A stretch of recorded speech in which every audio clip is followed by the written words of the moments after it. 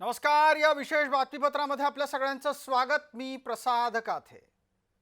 या घडीची एक चर्चेतली आणि महत्त्वाची बातमी अशी आहे की अजित पवारांनी मशिदींवरील अनधिकृत भोंग्यांच्या संदर्भामध्ये भूमिका घेतली आहे. पण ही भूमिका घेत असताना त्यांनी किरीट सोमय्या यांच्याबद्दलचं वक्तव्य केलं आहे. प्रत्यक्षामध्ये किरीट सोमय्या भारतीय जनता पार्टीचे प्रमुख नेता आहेत, राज्य उपाध्यक्ष आहेत.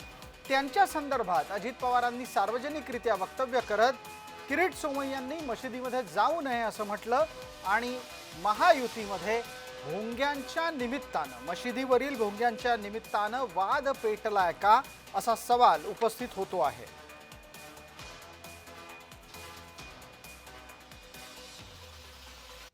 पूरे मुंबई में हर जगह जाकर के पुलिस स्टेशन में जाकर के चिल्लाना, जहाँ मस्जिद वहां जाके खड़े होना, चिल्लाना, इस तरह से मतलब ये सिर्फ और सिर्फ नफरत पैदा करके मुसलमानों के खिलाफ हो रहा है. जहाँ देखिए जिन एरिया में वोट नहीं मिला ना, कहता है यहाँ वोट जिहाद हुआ है, यहाँ वहां जाकर के इस तरह बदतमीजी करना शुरू किया उन्होंने. हमारे लिए खाली सारा नियम हमारे लिए बना हुआ है, सारा नियम मुंबई में इम्प्लीमेंट हो रहा है. सारा भारतवर्ष, पूरे भारतवर्ष में अजान हो रही है, लेकिन कहीं इतना प्रॉब्लम नहीं जितना यहाँ प्रॉब्लम. महाराष्ट्र के डेप्यूटी सीएम अजीत दादा पवार से मुलाकात की. ये था जो मुंबई के अंदर लाउड स्पीकर जो निकलवा रहे हैं मस्जिदों में से भोंगे, उसके ताल्लुक से मुलाकात की और अजीत दादा को हमने समझाया कि दादा इस तरह से चल रहा है कि मस्जिदों के अंदर आके पुलिस वाले ये सब कर रहे हैं, लाउड स्पीकर निकलवा रहे हैं, जबकि सुप्रीम कोर्ट का डायरेक्शन है डेसिमल लेवल्स के ऊपर. हमारी सारी बातें सुनी है दादा ने, और का कमिश्नर साहब भी थे, डीजी मैडम भी थी, सबको सुना पेशेंटली. हमने हमारी बात रखी और हमको उम्मीद है कि सरकार इसमें जल्दी से जल्दी कार्रवाई करेगी और हमारे पक्ष के अंदर जो भी बेहतर होगा वो सरकार करेगी. मुंबई में मस्जिदों पर लाउड स्पीकर जो है वो अलाउड नहीं होगा, इसलिए कि उनका साफ कहना है कि जो सुप्रीम कोर्ट का नियम है उसके मुताबिक और हाई कोर्ट का जो आदेश है डेसिबल का, वो लाउड स्पीकर में वो डेसिबल मेंटेन नहीं हो सकता है. इसलिए पुलिस जो है वो ट्रस्टीज को विश्वास में लेकर या थोड़ा बल प्रयोग करके, शक्ति का प्रयोग करके लाउड स्पीकर उतार रहे हैं. और ऐसी समझ मुस्लिम लीडरों की भी बनती जा रही है कि शायद बहुत दिनों तक मस्जिदों के ऊपर लाउड स्पीकर देखने को नहीं मिलेगा. अवैध आणि ज्याला आपण म्हणू एका मर्यादेच्या वर या भोंग्याच्या आवाजाने त्रस्त समाजाने न्यायालयात धाव घेतली. न्यायालयाने आदेश दिलेत आणि त्यामुळे अवैध आणि मर्यादेच्या बाहेर न्यायालयीन आदेशाच्या कक्षात येणारे भोंगे उतरवले आणि उतरवले गेले पाहिजे. ही किरीट सोमय्यांची भूमिका योग्य आहे.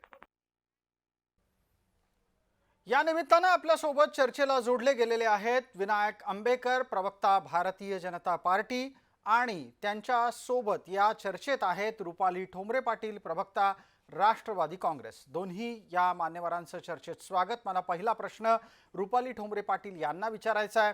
रुपाली ठोंबरे पाटील, आपल्याला भोंग्यावरून दिली जाणारी अजान त्रासदायक वाटते की नाही? एक लक्षात घ्या, ही अजान आज दिली जात नाही.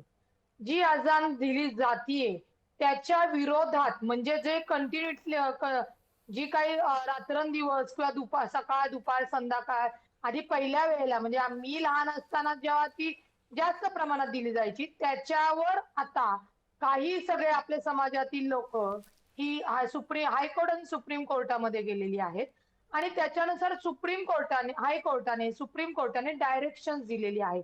त्याच्यामुळे न्यायालयाने त्यांना ज्या काही आदेश दिलेला आहे त्याच्यानुसार अजान झाली तर ती अजान कोणालाही अडचणीची नाही. इव्हन कुठल्याच जाती धर्माच्या, प्रत्येक जाती धर्माच्या धर्मानुसार धार्मिक त्यांची प्रार्थना असते.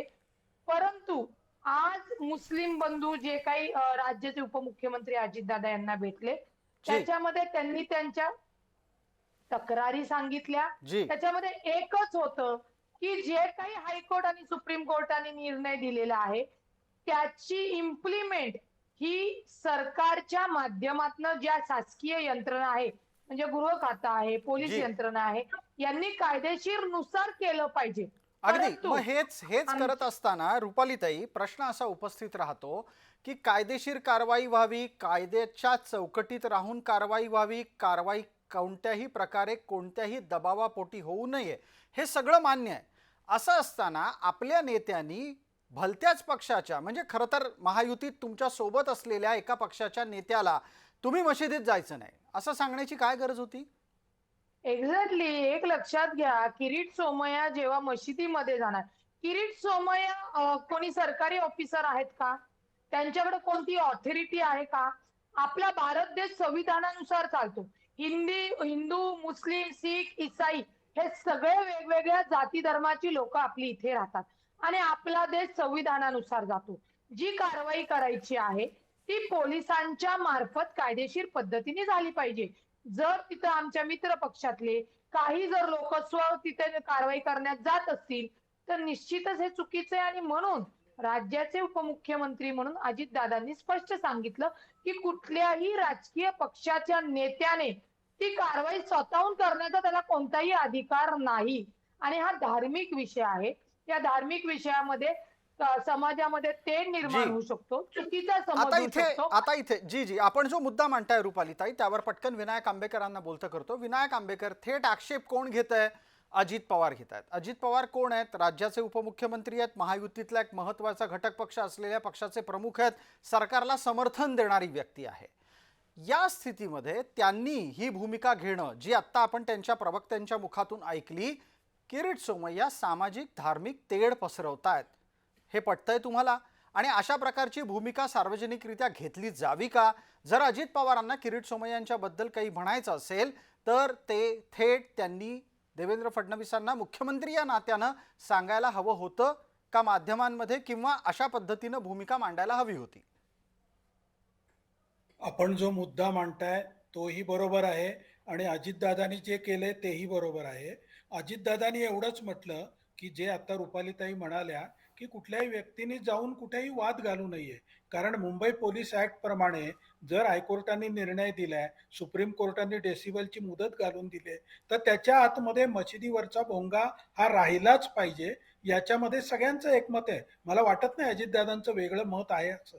आता तुम्ही म्हणताय तसं त्यांनी एक सिस्टीम फॉलो केली असती, हा युती धर्माचा भाग झाला असता की बाबा तुमच्या पक्षाचे अमुक अमुक व्यक्ती ही तिथे जाते आणि काही सांगते, तर हे देवेंद्रजींच्या थ्रू गेलं असतं तर जास्त चांगलं झालं असतं. पण अजितदादांना सुद्धा तो अधिकार आहे, ते आमच्या युतीचे भागीदार आहेत, जबाबदार उपमुख्यमंत्री आहेत, अतिशय पॉझिटिव्ह त्यांचं कायम वागणं असतं. त्यामुळे त्यांनी एखादी गोष्ट सजेस्ट केली तर फार काही बिघडलं असं मलाही त्याच्यातून वाटत नाही.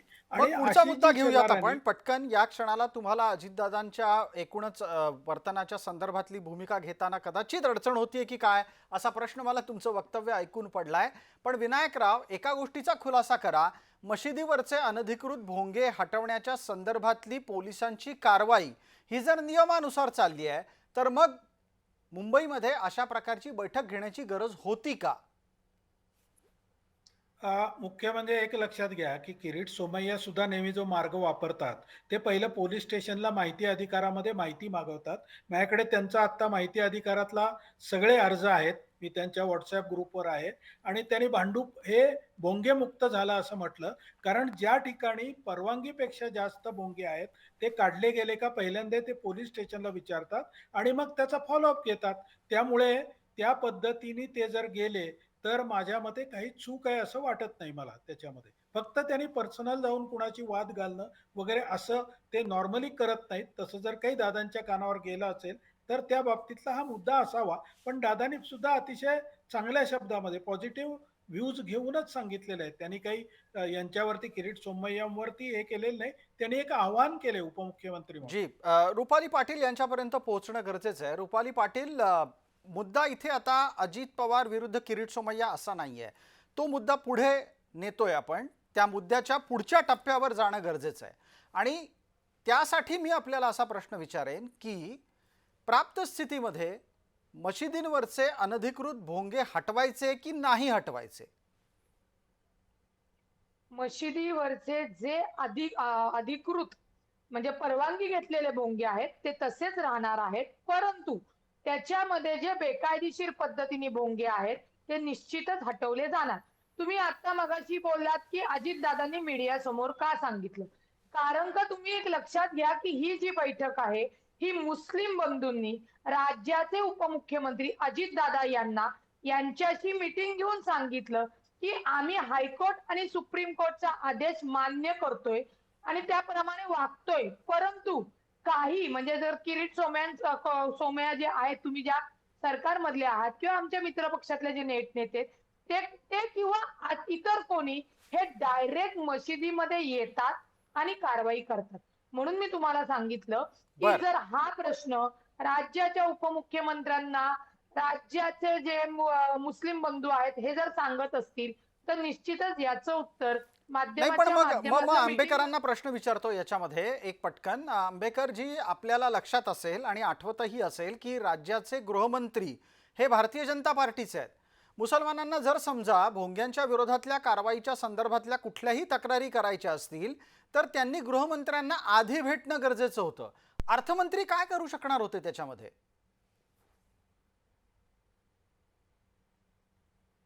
नाही, ते त्यांच्या पक्षाचे कार्यकर्ते असतील ना सर. नाही नाही, Basically असं कसं आहे की नाही नाही विनायकराव, मग थोडी गल्लत होतीये. अहो, वारिस पठाण कुठे आहे? अजित पवारांच्या पक्षाचा कार्यकर्ता आहे. नाही, त्यांना अर्ज अबू आझमी करायचा- थोडेच त्या राष्ट्रवादीचे कोणी आमदार आहेत. ही सगळी माणसं विविध पक्षातली होती, पण सगळे मुसलमान होते. मुसलमानांचं शिष्टमंडळ अजित पवारांकडे भेटायला जातं, हे मुसलमानांचं शिष्टमंडळ गृहमंत्री म्हणून देवेंद्र फडणवीसांना का भेटत नाही? हा, बरोबर आहे तुमचा प्रश्न, एथिकली बरोबर आहे. परंतु कुणी कुणाला भेटण्यावरती काही बंधन लोकशाहीमध्ये नसतं. तसं त्यांना का वाटलं हा त्यांनी उत्तर देण्याचा प्रश्न आहे. तो आपण उत्तर देऊ शकत नाही. त्यांना जर तक्रार करायची असती तर ते नक्की गृहमंत्र्यांकडे गेले असते. ही तक्रार नव्हती, ही एक सूचना होती की बाबा आमच्या काय अडचणी आहेत ते समजून घ्या. अशा प्रकारची त्यांची सामंजस्यपूर्ण वातावरणातली मीटिंग होती. त्यांनी काही फार मोठी तक्रार केलेली नाही. त्यांना जर ऑफिशियली तक्रार करायची असती तर ते नक्कीच गृहमंत्र्यांकडे गेले असते असं मला वाटतं. विनायकराव आंबेकर, आपण मुसलमानांच्या मशिदीवरील भोंग्यांच्या विरोधातल्या कारवाईच्या संदर्भातल्या तक्रारी मांडण्याच्यासाठी अजित पवारांची भेट घेतल्याचं सांगतायत. यातला एक मुद्दा आता मला रुपाली पाटील आपल्यापर्यंत आणायचा आहे. मूळ तक्रार काय आहे? तर मुसलमान समाजामध्ये एक अस्वस्थता आहे की भोंगे उतरवले जात आहेत. या अस्वस्थतेचा दबाव त्यांच्या नेत्यांवर आहे आणि नेते जाऊन काय सांगतायत तर पोलीस दबावात कारवाई करतात. इथं खरा मुद्दा चर्चेचा येतो आणि विनायकराव, याकडे तुम्ही लक्ष देणं गरजेचं आहे. पोलीस दबावात कारवाई करतात ही तक्रार स्वाभाविकरित्या पोलिसांच्या विरोधातली, पर्यायानं गृह विभागाच्या विरोधातली आहे आणि ती केली जाते अजित पवारांकडे. मला इथेच मुद्दा रुपालीताई आपल्याला आधी बोलता करायचं आहे. पोलीस दबावात कारवाई करत असतील तर कारवाई करण्याच्या विरोधातली भूमिका ही पोलिसांच्या बॉसकडे केली पाहिजे. मुळामध्ये लक्षात घ्या, ही कारवाई तुम्ही तुमच्या सांगण्यानुसार तुम्ही जे सांगताय की पोलीस दबावाखाली करतात असं त्यांचं म्हणणं आहे. तर राज्याचं सरकार महायुतीचं सरकार चालवत असताना राज्याचे मुख्यमंत्री देवेंद्र फडणवीस साहेब, राज्याचे उपमुख्यमंत्री अजितदादा, राज्याचे उपमुख्यमंत्री एकनाथ शिंदे साहेब, हे तिघही यांच्यामध्ये समन्वय साधून चांगल्या पद्धतीने महायुतीचं सरकार चालवत आहेत. आता जर ज्यांना तक्रार करायची आहे त्यांची कम्फर्टेबल त्यांना झोन हा जर माननीय अजितदादांजवळ असेल आणि अजितदादांजवळ त्यांनी ती तक्रार केली असेल, ही तक्रार राज्याचे मुख्यमंत्री, राज्याचे दुसरे उपमुख्यमंत्री हे तिघं मिळून सोडवणारच आहेत. त्याच्यामुळे यांच्याकडे का गेले, त्यांच्याकडे का गेले, हा मुद्दा अत्यंत गौण आहे. आणि राहिला विषय की जे पोलीस कोणाच्या दबावाखाली करतायत, त्यांचा एक मुस्लिम बंधूंचा जो रोज होता बोलण्याचा की बाबा किरीट सोमय्या हे डायरेक्ट ते मस्जिद मध्ये येतात. खरं तर त्यांना तो अधिकार नाहीये. निश्चितच बेकायदेशीर आहे त्याचा पाठपुरावा करणे, पोलिसांना पत्र देणे आणि त्या माध्यमातून कायदेशीर कारवाया करणे हा अधिकार त्यांना आहे.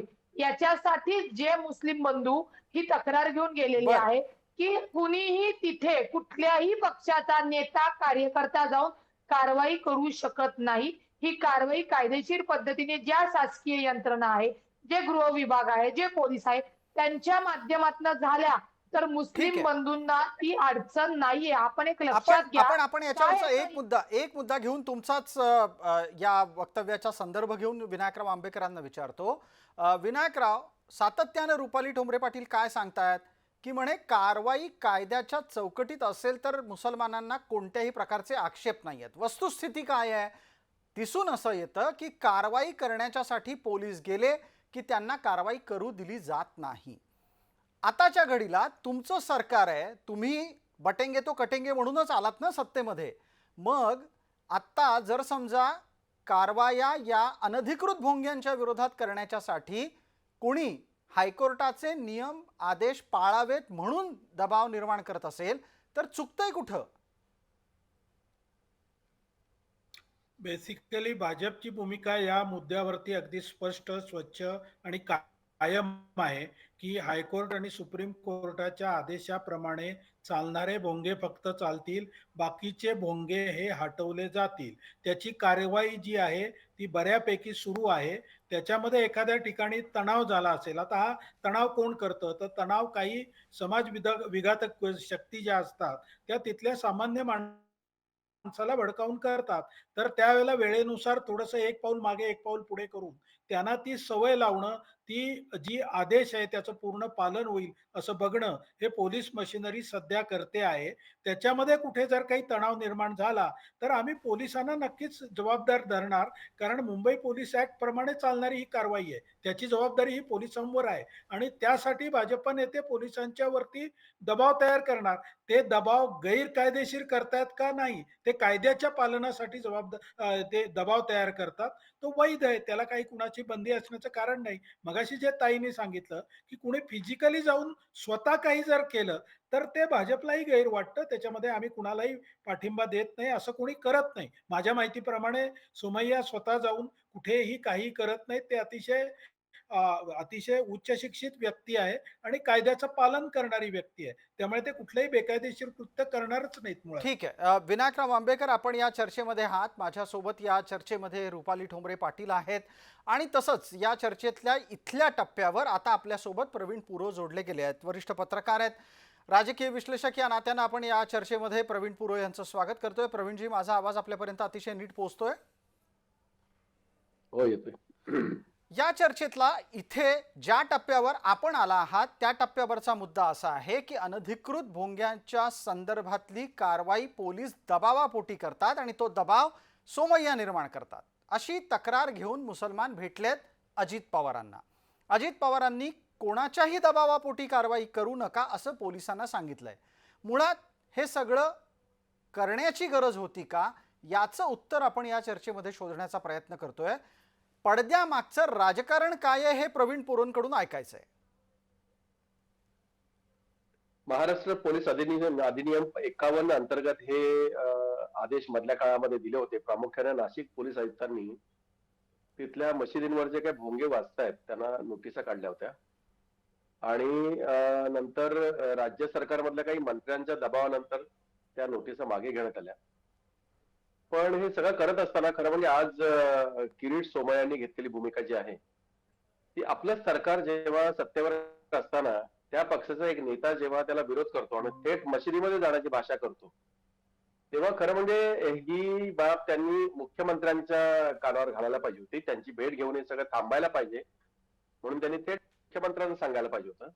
पण मधल्या काही काळापासून किरीट सोमय्या भारतीय जनता पक्षाच्या नेते मंडळींपासून आणि निर्णय प्रक्रियेपासून दूर असल्यामुळे काहीसे नाराज असलेले किरीट सोमय्या काही बाबतींमध्ये थेट निर्णय घेतात आणि सरकार आपलं असताना एका आपण समजू शकतो की महाविकास आघाडीचं सरकार असताना या गोष्टी त्यांनी करणं हे पक्षासाठी खूप चांगलं होतं आणि ते क्रमप्राप्त आपण समजू शकतो. पण जेव्हा पक्षाचं सरकार असतं आणि देवेंद्र फडणवीस यांच्या नेतृत्वाखाली जेव्हा सरकार राज्यामध्ये काम करत असताना त्यांच्याकडून ही अपेक्षा नव्हती आणि म्हणूनच तुम्ही थेट मशिदीत जाऊ नका हे उपमुख्यमंत्र्यांनी सांगण्याचं कारण तेच होतं की सरकारला अडचणी तुम्ही आणताय, हे आणणं योग्य नाहीये आणि खरं म्हणजे तुम्ही ही बाब जी आहे ती गृहमंत्री म्हणून मुख्यमंत्र्यांच्या कानावर घालायला काही हरकत नाही असंही अत्यंत महत्वाचा मुद्दा आपण उपस्थित केलात आणि या निमित्तानं चर्चेला एक नवं वळण सुद्धा मिळतंय. विनायकराव आंबेकरांपर्यंत त्या निमित्तानं जाऊयात. विनायकराव, लेकी बोले सुने लागे अशी एक म्हण आहे. या ठिकाणी अजित पवारांच्या माध्यमातून किरीट सोमय्यांना भाजप काही संदेश देऊ इच्छितोय का? आपण कुठल्याही घटनेचे अर्थ काढणं हा तुमचा व्ह्यू आणि त्या शासनाचा किंवा याचा व्ह्यू याच्यामध्ये फरक पडणार आहे सर. आपली एक बघण्याची तुमची एक टाईप आहे, त्या टाईप मधून तुम्ही बरोबर विचार करत असाल कदाचित, मला माहिती नाही. परंतु भाजप म्हणून असं कुठल्याही काही कान टोचण्याची वगैरे काही आवश्यकता नाही. दोघांचे अतिशय चांगले संबंध आहेत. किरीट सोमय्या हे मी पुन्हा पुन्हा सांगतो की पक्षाशी अतिशय एकनिष्ठ असलेलं अभ्यासू व्यक्तिमत्व आहे. त्यांच्याविषयी पक्षात आदर आहे. त्यामुळे ठीक आहे नाही की मग मग त्यांची मग कुठे आता नियुक्ती आता थोड्या वेळापूर्वी प्रवीण पुरोंनी जी भूमिका मांडली त्यात प्रवीण पुरो म्हणत होते की किरीट सोमय्या स्वतंत्र संस्थान चालवतात. हा आक्षेप तुम्हाला मान्य आहे विनायकराव? अजिबात मान्य नाही आणि असं असण्याचं काही कारणही नाही. किरीट सोमय्या मी पुन्हा सांगतो खासदार राहिलेले आहेत, अतिशय ऍक्टिव्ह माणूस आहे आणि त्यांचं नॉलेज बेस जो आहे तो प्रचंड आहे, इन्फॉर्मेशन बेस प्रचंड आहे आणि ते पार्टीला नेहमी धरून चालतात. हे माझा स्वतःचा व्यक्तिगत अनुभव सुद्धा आहे. बर, मग आता पटकन रुपाली ठोंबरे पाटील आपल्याला मी चर्चेत सहभागी करून घेण्यापूर्वी एकदा आशिष शेलार यांची भूमिका परत ऐकवतो. ती याच्यासाठी ऐकवतो कारण त्या निमित्तानं आपल्याला लक्षात येईल की आशिष शेलार यांनी अधिकृतरित्या मुंबई भाजपाची किरीट सोमय्यांबद्दलच्या कारवायांसंदर्भातली म्हणजेच त्यांच्या घेतलेल्या भूमिका आणि चालवलेल्या आंदोलनाबाबतीत काय भूमिका घेतली आहे ती ऐकूया. मग पुढचा प्रश्न माझा रुपालीताई आपल्यासाठी असेल. अवैध आणि ज्याला आपण म्हणू एका मर्यादेच्या वर या भोंग्याच्या आवाजाने त्रस्त समाजाने न्यायालयात धाव घेतली, न्यायालयाने आदेश दिलेत आणि त्यामुळे अवैध आणि मर्यादेच्या बाहेर न्यायालयीन आदेशाच्या कक्षात येणारे भोंगे उतरवले आणि उतरवले गेले पाहिजे. ही किरीट सोमय्यांची भूमिका योग्य आहे. थोडक्यात काय तर भारतीय जनता पार्टीने सांगितलंय सोमय्यांची भूमिका योग्य आहे. आता रुपालीताई मुद्दा इथे असा उपस्थित राहतो, भोंगा अधिकृत की अनधिकृत या चर्चेतल्या या टप्प्यावर आपल्याला सांगावं लागेल. तुम्ही आत्ता असं म्हणताय अनधिकृत भोंग्यांच्या वरची कारवाई दबावापोटी होता कामा नये. मुळात भोंगे हवेच कशाला याचं उत्तर कधी आपण शोधणार आहोत का भारतामध्ये? एक लक्षात घ्या, भोंगे आज आलेले आहेत का तर नाही. आणि या भोंग्यांच्या जे काही जी आजान देतात त्याला सुद्धा नियम घालून दिलेले आहेत. सातत्याने जे काही रात्री अपरात्री किंवा सतत जे भोंगे या आधी वाजत होते याच्याच विरोधात हायकोर्टात सुप्रीम कोर्टात लोक गेली आणि ती नियम घालून दिलेले आहेत. जसा आपला साऊंडचा विषय होता की बाबा आपले जे साऊंड यापूर्वी रात्रभर चालत होते, आता 10 नंतर साऊंड अलाउड नाही. त्याच पद्धतीने जे भोंगे नियमात आहेत आणि नियमाच्या बाहेर जर भोंगे वाजत असतील तर निश्चित त्याच्यावर कारवाई झाली पाहिजे. ठीक आहे, पटकन मुद्द्याला पुढे नेतो. प्रवीण पुरो आपल्या सोबत आहेत. प्रवीणजी, आपण खरं तर चर्चेत थोडे उशिरा आलात त्यामुळे मला पुरेसा वेळ आपल्याला देता आलेला नाहीये. जाता जाता या चर्चेच्या शेवटच्या टप्प्यामध्ये एक पटकन खुलासा करा. मशिदींवरचे भोंगे हे मुळातच इस्लामला मान्य नाहीत. असं असताना थेट भूमिका घेण्याची हिंमत राज्यात महाराष्ट्रात कोणीही दाखवत नाही. बाळासाहेबांनी एकेकाळी ती भूमिका घेतली. आजच्या घडीला उत्तर प्रदेशामध्ये दणक्यात योगी आदित्यनाथांनी ती भूमिका घेतलेली आहे. महाराष्ट्रात बटेंगे तो कटेंगे म्हणत सत्तेत आलेलं भाजपा आघाडीचं सरकार ही भूमिका कणखरपणे का घेऊ शकत नाही? प्रवीण पुरो. महाराष्ट्र पोलीस कायद्याच्या कलम 136 नुसार जे नियमबाह्य भोंगे जे आहेत, जे ठराविक डेसिबलच्या बाहेर ज्यांचा आवाज जातो त्यांच्यावर तात्काळ कारवाई करावी असे आदेश उच्च न्यायालयाने दिले होते. एवढं झाल्यानंतरही काही काळ ते भोंगे उतरले पण गेले, पण त्याच्यानंतरही थोडं दुर्लक्ष झाल्यानंतर पुन्हा ते भोंगे चढले, त्याचा आवाज वाढला. पण या संदर्भात कारवाई करताना राज्य सरकार कधीही अशी एक थेट भूमिका घेत नाहीये, कारण शेवटी प्रत्येकाचं मताचं राजकारण असतं आणि सत्ताधाऱ्यांचं हे राजकारण आगामी काळामध्ये मुंबई महानगरपालिकेच्या निवडणुका आल्यात. आपण जाणतोय की या निवडणुका किंवा इतर राज्यभरातल्या असलेल्या स्थानिक स्वराज्य संस्थांच्या निवडणुका ज्या आहेत या निवडणुका डोळ्यासमोर धरून कारवाई कोणावर करायची, ही जर आता कारवाई जर करायला घेतली तर सत्ताधारी पक्षाला त्याचा फटका बसू शकेल अशी मला सादर भीती वाटते आणि ती खरी आहे. जर आता तात्काळ जर कारवाई केली तर आपल्याला त्याचा त्रास होईल हे सत्ताधारी जाणतात. याच्यातूनच ही कारवाई होत नाही. म्हणजे उच्च न्यायालयाने आदेश देऊनही जर सरकार किंवा पोलीस कारवाई करत नसतील तर आपण त्याच्यातून अर्थ काय काढणार की सत्तेला हे सगळं चालवून घ्यायचं आहे. जोपर्यंत मतं मिळतात तोपर्यंत हे चालून घ्यायचं आहे. मतं मिळायची थांबली की मग कारवाई सुरू होईल. पण जी. त्याच्यासाठीच आता येणारी निवडणुका लक्षात घेऊन सत्ताधारी हे आहेत या गोष्टीकडे दुर्लक्ष करतात असं स्पष्ट दिसतं.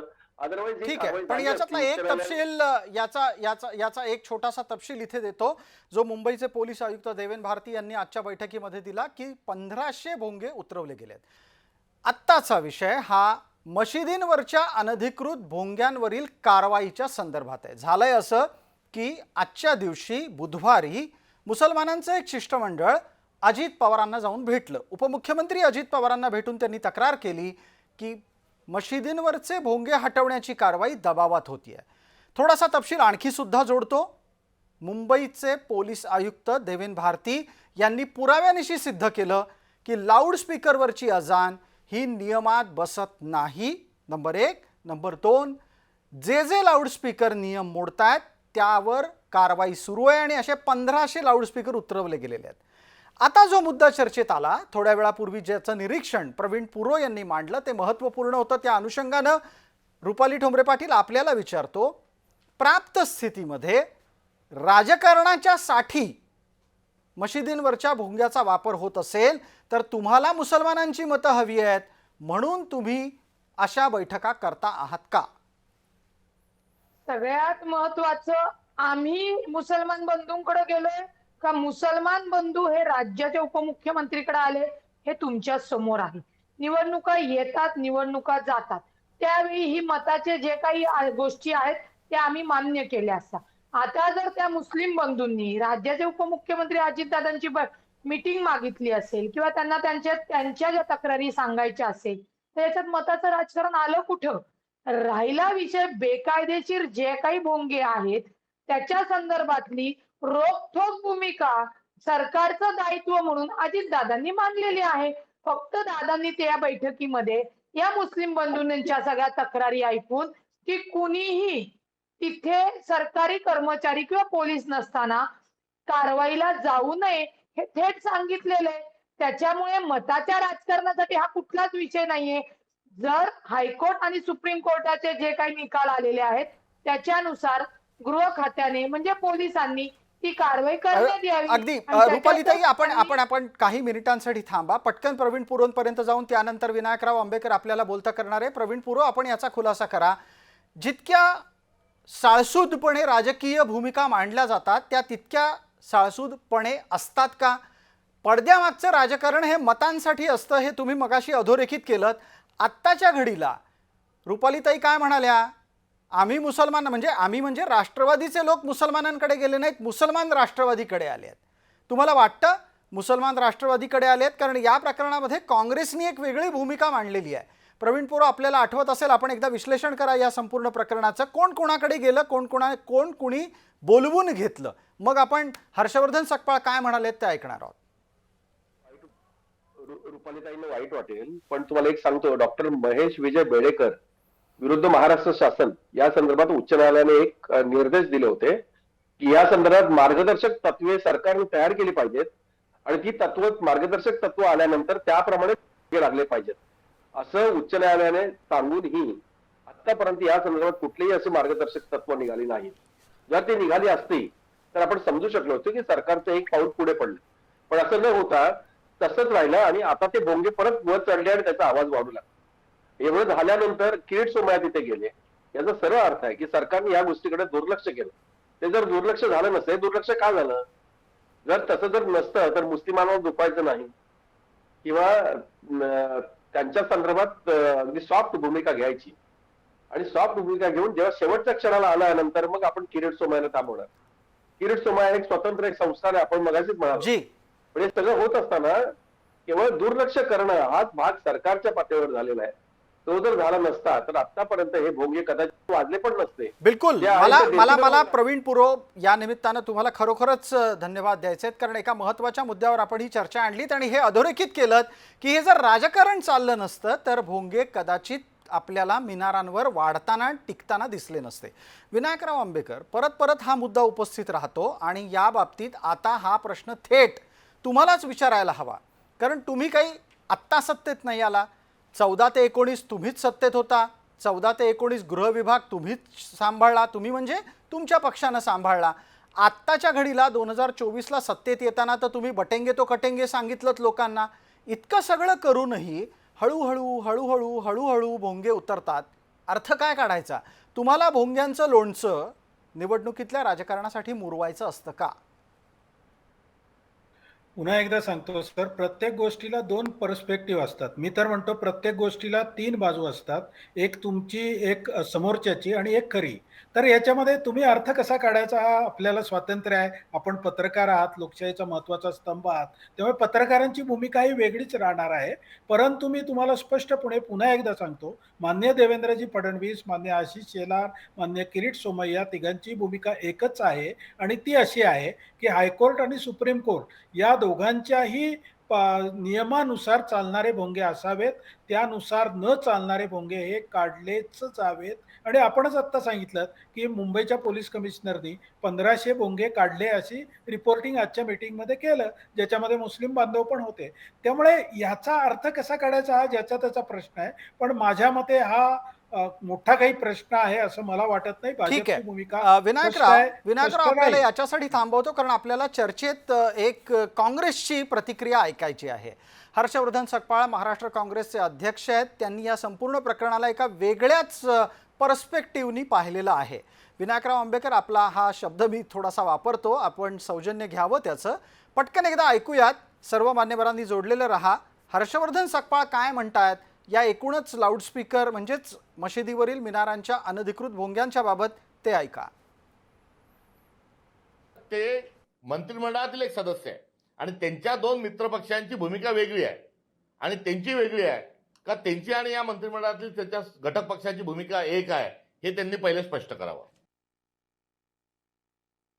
रुपाली ठोंबरे पाटील, आपण ऐकलं असेल, हर्षवर्धन सकपाळ म्हणतायत अजित पवारांनी इतर दोघांच्या विरोधातली भूमिका घेतली आहे. खरं आहे की खोटं आहे? एक लक्षात घ्या, काँग्रेस आणि काँग्रेसचे अध्यक्ष काय म्हणतायत याच्याशी आम्हाला खरंच काही घेणं देणं नाही. महायुतीमध्ये 3 पक्ष एकत्रपणे सरकार चालवत आहेत आणि त्यांनी त्यांची भूमिका ही स्पष्टपणे मांडलेली आहे. आता सपकाळांना जो काही त्रास होतोय, मला सांगा, हे जे काही आमचे मुस्लिम बंधू आहेत हे आलेत ना उपमुख्यमंत्री अजितदादांकडे, त्यांची तक्रार घेऊन आलेले आहेत आणि त्यांनी स्पष्टपणे सांगितलेलं आहे. याच्यामध्ये आता जर सपकाळ की बाबा भाजपची भूमिका वेगळी, राष्ट्रवादीची भूमिका वेगळी आणि शिवसेनेची भूमिका वेगळी, असं जर त्यांचं मत झालं असेल तर त्यांच्या मताची आम्हाला उत्तर द्यायला आम्ही बांधील नाहीत. महायुती आणि सरकार म्हणून आम्ही आमचं मत मांडलेलं आहे. माझ्यासोबत आमचे भाजपचे सहकारी आहेत, त्यांनी सांगितलेलं आहे. त्याच्यामुळे जी तक्रार किंवा जो प्रश्न मुस्लिम बंधूंनी त्यांची जी अडचण सांगितलेली आहे त्याच्यावर राज्याचे उपमुख्यमंत्री यांनी अत्यंत चांगल्या पद्धतीने उत्तर दिलेलं आहे. ठीक आहे, मला पटकन प्रवीण पुरोंना आता बोलतं करायचं आहे. प्रवीण पुरो आपल्या सोबत आहेत. पुरोजी, आपण राजकीय विश्लेषक म्हणून आणखी एकदा एका मुद्द्यातल्या ज्या छुप्या गोष्टी आहेत त्याचा खुलासा करा. इथे काँग्रेसनं एका गोष्टीवर बोट ठेवलंय. काँग्रेस म्हणतीये शिवसेना आणि भारतीय जनता पार्टी यांच्या भूमिका वेगळ्या आहेत. महायुतीत राहून अजित पवार वेगळं वागतायत.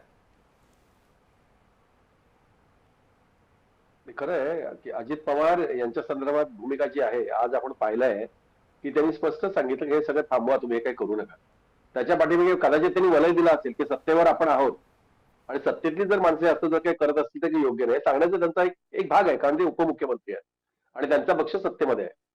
पण वास्तव जर पाहिलं तर गेल्या काही काळापासून सरकारने आणि यांच्या सत्तेने या सगळ्या गोष्टीकडे दुर्लक्ष केलं. मागच्या वेळेला राज ठाकरे यांनी इशारा दिला होता, हे जर थांबलं नाही तर आम्ही रस्त्यामध्ये थांबून आरत्या करू म्हणून. त्याचं कारण तेच होतं की तुम्ही हे भोंगे काढा, हे भोंगे काढण्याच्या संदर्भात निर्णय घ्या. पण सरकार निर्णय घेऊ शकलं नाही आणि हे सरकार, या सरकारमध्ये 2 उपमुख्यमंत्री होते, 1 मुख्यमंत्री होते. 3 पक्ष एकत्र असताना हे जर होत नसेल तर तेव्हा अजितदादांनी त्याला आक्षेप घ्यायला पाहिजे होते किंवा तेव्हा ते लावून धरायला पाहिजे होतं. आता जेव्हा किरीट सोमय्या तिथे पोहोचल्यानंतर त्यांना त्यांच्याकडे काही कार्यकर्ते गेले, मुस्लिम समाजाचे काही मौलवी तिथे गेले आणि त्यांना सांगितलं हे सगळं थांबलं पाहिजे. म्हणजे थांबण्याची भूमिका आता त्यांना का म्हणून घ्यावी लागली, कारण सत्तेमध्ये आहेत. आपण सत्तेमध्ये असताना हे सगळं होतंय याचा अर्थातच मी मगाशी सांगितलं ना, राजकीय फायदा आता 3 पक्षांना होईल. पण 3 पक्षांना राजकीय फायदा घेत असताना किरीट सोमय्यांचं करायचं काय? हा प्रश्न अजितदादांच्या समोर निश्चितच आला. आता प्रवीण पुरो पटकन इथे एक आणखी मुद्दा जोडूयात आणि या एकूणच चर्चेतला जो एक उपमुद्दा आहे तोही लक्षात आणून घेऊयात. किरीट सोमय्या हे फक्त आणि फक्त समोर केलेलं नाव आहे का? मी हा प्रश्न का विचारतोय? किरीट सोमय्यांच्या आडून प्रत्यक्षात गोळीबार वेगळ्याच ठिकाणी होतोय का? कोण असू शकतं? क्रमांक 1, मुसलमानांची मतं एक गठ्ठा मुंबईमध्ये कोणाकडे जाऊ शकतात? प्रामुख्यानं ती उद्धव ठाकरेंकडे जाऊ शकतात. दुसरा मुद्दा, जर समजा भोंग्यांच्या संदर्भातला मुद्दा अधिक तापला तर त्याचा फायदा कदाचित राज ठाकरेंना होऊ शकतो. म्हणजे थोडक्यात काय, मतं महायुतीच्या बाहेर विखुरतील, ती विखुरण्याची प्रक्रिया रोखण्याच्यासाठी अजित पवारच मुद्दे आपल्या कब्जात घेत आहेत का? प्रवीण पुरो आपण आधी, त्यानंतर रुपाली ठोंबरे पाटील. काय केलं नाही ते उपमुख्यमंत्री अजित पवार करतात. माध्यम फक्त मतं मिळवण्याचं आहे. तिघांपैकी कोणीतरी एकाने जरी हा विषय काढला आणि मुस्लिमांचं समजा आपण ज्याला आता लांगूल चालल असा म्हणूया कदाचित, समजा असं जर कोणीतरी तिघांपैकी एकाने जरी केलं तर त्याचा फायदा कोणाला होणार आहे? तिन्ही पक्षांच्या महायुतीला होणार आहे. तिन्ही पक्षांची महायुती एकत्रित लढणार आहे. त्याचा अर्थ शिंदे जरी असतील किंवा अजितदादा जरी असतील किंवा मुख्यमंत्री असतील, या तिन्ही पक्षांचा फायदा होईल हे मुख्यमंत्र्यांना माहिती आहे. म्हणून अजितदादांनी हा विषय काढल्यानंतर किंवा किरीट सोमय्यांना थांबवण्याच्या पाठीमागची भूमिका मांडल्यानंतर याचा अर्थ सरळ निघतो की येत्या निवडणुकीमध्ये राजकारणाच्या माध्यमातून याचा फायदा होईल हे अजितदादांना सगळ्यांना माहिती आहे. त्याच्यामुळे अजितदादांना कोणी थांबवण्याचा प्रयत्नही केला नाही. चर्चेत आपण एकदा परत प्रवीण पुरो यांना संधी देऊयात. मिनिटभराचा वेळ आहे आपल्याकडे. प्रवीण पुरो, तुम्ही असं म्हणताय की महायुती म्हणून लढतील आणि महायुती म्हणून लढले तर विरोधकांचे सगळे मुद्दे स्वतःच्याच ताब्यात घेण्याचा प्रयत्न करतील. आत्ताच्या घडीला मग अजित पवारांना अल्पसंख्याकांचं एकत्रीकरण हवंय, भारतीय जनता पार्टी आणि शिवसेनेला हिंदूंचं एकत्रीकरण हवंय, म्हणजे पर्यायानं विरोधकांच्याकडची मतसंख्या शून्यावर आणायची आहे का? निश्चितच. म्हणजे कोणीतरी एकांनी हिंदुत्वाचा पुकारा करायचा, दुसरा कोणीतरी मुस्लिमांना जवळ घ्यायचं, असं हे सगळं राजकारण सुरू आहे. आणि त्याच्यामुळे एकीकडे भारतीय जनता पक्ष शिवसेना हिंदूंना जवळ करते, दुसरीकडे अजित पवारांचा राष्ट्रवादी काँग्रेस पक्ष मुस्लिमांना किंवा इतर पक्षांना इतर धर्मीयांना जवळ करते, जेणेकरून येणाऱ्या निवडणुकांमध्ये त्याचा फायदा महायुतीला व्हावा. कारण त्यांच्या पक्षप्रमुखांनी सांगितलंय की जर आम्ही महायुतीनेच लढवण्याचा प्रयत्न करणार महाराष्ट्रभर, आणि निश्चितच महायुतीच्या माध्यमातून सगळ्या जागा काढण्याचा प्रयत्न, इव्हन नाशिकला त्यांनी सांगितलं, ठाण्याला सांगितलं. हे सांगण्याच्या पाठीमागची भूमिका आपण लक्षात घेतली तर कोणीतरी हे प्रयत्न करायला पाहिजे कोणाला तरी सावरण्याचे. आणि म्हणून अजित पवारांनी मुस्लिमांना सावरलं तर त्याचा फायदा अर्थातच महायुतीला होईल. हे दोन्ही म्हणजे मुख्यमंत्री आणि उपमुख्यमंत्री एकनाथ शिंदे आणि मुख्यमंत्री देवेंद्र फडणवीस यांना माहिती आहे. आणि त्याच माध्यमातून आज जे किरीट सोमय्यांना थांबवण्याचं काम अजित पवारांनी केलंय त्याचं कारण एकच आहे की मुस्लिमांच्या मतांचा फायदा आपल्याला होईल, युतीला होईल. प्रवीण पुरो, आपण विश्लेषणाच्या निमित्तानं विविध मुद्दे चर्चेमध्ये आणलेत. आपल्याला एक पटकन विनायकराव आंबेकरांपर्यंत पोहोचायचं आहे. आंबेकरजी, आवाज येतोय? आपण एका मिनिटासाठी उरलेलो आहोत चर्चेमध्ये आत्ताच्या घडीला. हो, तर आपलं राजकारण मतांसाठी सुरू आहे, हा एक निरीक्षणाचा मुद्दा समोर आलाय. 1 मिनिट उरलंय, पटकन बोला. आमचं राजकारण मतांसाठी चाललेलं नाही. मुख्य करून एक लक्षात घ्या की गेले 4ही इलेक्शनमध्ये आमचं जे मत आहे ते पक्का आहे. जे कायद्याला धरून आहे त्या पद्धतीने मशिदीवरचा भोंगा वाजला पाहिजे. जर कायद्याला धरून नसेल तर तो उतरवला पाहिजे. ही भाजपची मुख्यमंत्र्यांपासून विनायकराव, पटकन प्रश्न बदलतो, उत्तरही बदलेल कदाचित अशी अपेक्षा बाळगतो. खरं उत्तर द्या, तुम्हाला हिंदू ध्रुवीकरण हवंय म्हणून हे करताय का? नक्कीच नाही.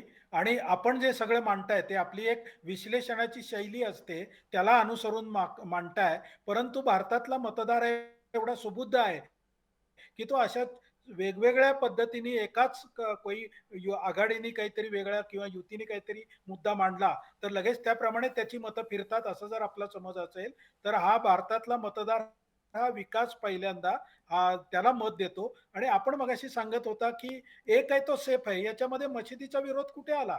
हिंदूंनी एकत्र यावं एवढाच त्याचा मुद्दा होता. मुस्लिमांनी एकत्र यावं काही हरकत नाही आमची, परंतु हिंदूंनी एकत्र यावा एवढा. मुसलमानांनी एकत्र आल्याच्या नंतर लोकसभेत जे काही घडलं त्यावर तुम्ही फार रडारड केलेली आहे. आता परत तुम्हीच म्हणताय मुसलमानांनी एकत्र यावं, आमची काही हरकत नाही. आपण या निमित्तानं चर्चेला परत कधीतरी भेटू. आत्ता या घडीला आपण चर्चेत सहभागी झालात त्याबद्दल विनायकराव आंबेकर आपले आपले रुपाली ठोंबरे पाटील आपले सुद्धा आणि प्रवीण पुरो आपले सुद्धा मनपूर्वक आभार. धन्यवाद.